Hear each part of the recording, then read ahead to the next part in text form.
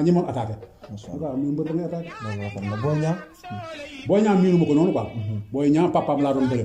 papaam laa doon bokk la iri Boy Niang xam naa bon. booy la man bi ma ñëwee Italie waaye ci la commencé bëri la ñu am na benn doomu dugal bu bëri sa ginnaaw la. waaw mais li mu koy conseillé comme papa rek. mooy man laa wax. man du ma défenseur quoi. man attaquant la. te attaquant lay àndal. est-ce que dégg nga fi ma wax. dégg naa la baax. man dama bëgg attaqué boo xam te parce que Boy Niang mën na bëri. am na doole mën na xeex waaye te ñàkkul ñaan macha allah. c'est très intelligent. c'est très intelligent kon donc yenn moytu du yoon parce que man fi ma ko njëkk a condamné mooy combat mag Lac de Guiers bu njëkk bi. parce que Lac de Guiers dafa xaar Boy Niang lu yàgg Boy Niang deful mu ne booy bi ñëwul dara. moo tax mu jël ko commencé ko manipuler di ko kàllaat ba dugg ci. ba far Boy Niang def kàddaap bi loolu waru foon egg ak Boy Niang waru foo egg ak Lac de Guiers man bi Boy Niang fumee ko damaa jooy. parce que man damaa bëgg nit gu pare. am na doole boo gisee tànk macha allah taxaw. parce que rasulullah foofu dafa doon ndell gi. rafaal yi di dal parce que am na mbër yoo xam ne boo leen dóoree ko bañ dañuy jaxasoo. yow ci ngay mën a te puis Boy Niang dafa mën a song. mais Boy Niang li ma mos macha allah parce que mbër la boo xam ne dafa mën a song jël tàkk weñ jël la prise la kàlla mën a dafa am yu sew yu nekk ci moom. kon donc attaqué la war di def warul xaar.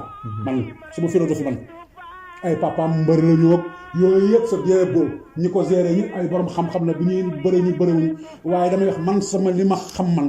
ak li ma gëm. mooy Boy Niang bénéfice bu ma gën a mën a am ci làmb ji mooy ne attaqué. te heure bu attaqué dafay réussir. barke Sëriñ Tuubaa parce que dafa mën a xeex mën na song mais mbër bu xeex mën na songu kay mais kooku pour nga am ndam mu gën a gaaw te ñàkkul ñaan macha allah am na doole.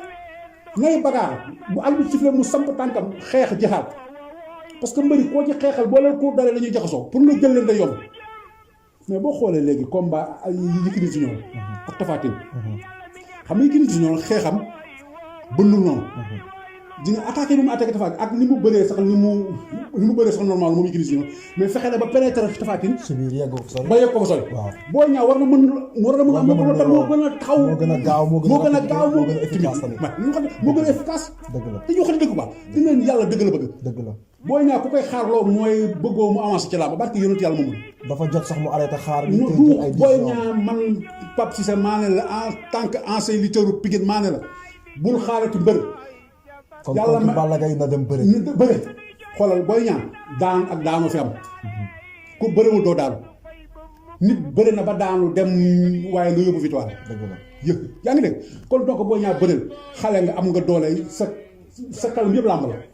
bëril nga wane sa bopp mën nga bëree mën nga xeex am nga doole te bëril taxawal nga jihaat suul tànk raak parce que mbëri yi ngay gis ñu bari bu leen kuu dalee dañuy jaxasoo.